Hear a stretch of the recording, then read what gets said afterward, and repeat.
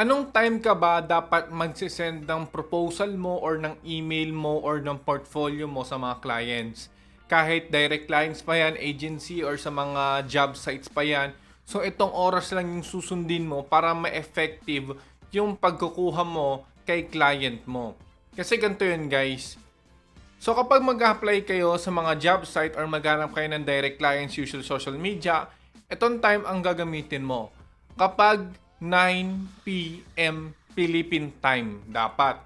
Why? Dahil 9 a.m. na yun sa US. So ang goal mo is kapag mag-apply ka is ikaw yung una makikita ni client mo doon sa email nila or anumang application or software yung gamit-gamit nila para makita nila yung email mo.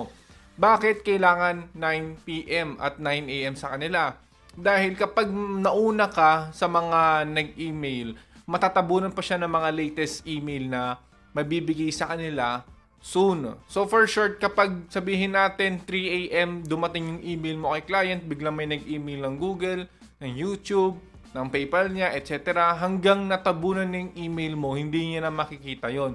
Mas maganda kapag mag-i-email ka, paggising niya or pag-active na siya, ikaw yung unang makikita niya doon sa email at ikaw yung unang mahahire niya kagad para hindi niya na i-entertain yung iba pang mga na maging potential employee niya or potential partnered agency niya in the future. Dapat ikaw yung mauuna. So, dapat 9 p.m. onwards Philippine time.